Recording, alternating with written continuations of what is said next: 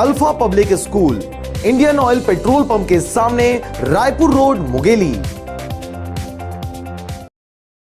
सरगांव नगर पंचायत अध्यक्ष इंदिरा साहू जी को जन्मदिवस की हार्दिक बधाई एवं शुभकामनाएं।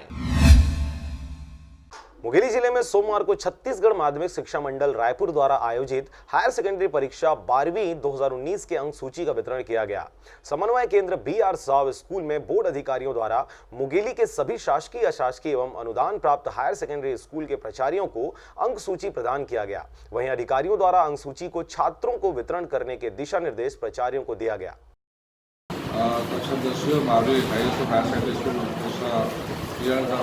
हो चुका था, उसके प्रमाण पत्र मार्कशीट आज दिया गया है और अगला सत्र की तैयारी कर ली गई है।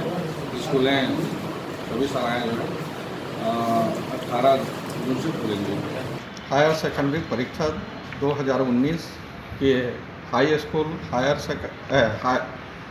शासकीय और अशासकीय दोनों संस्थाओं की अंक सूची का वितरण आज किया जा रहा है और प्रिंसिपल अपने अधीनस्थ कर्मचारी को भेज करके या स्वयं उपस्थित होकर के मार्कशीट प्राप्त कर सकते हैं। Alpha public school, Indian oil petrol pump के सामने, रायपुर रोड, मुंगेली।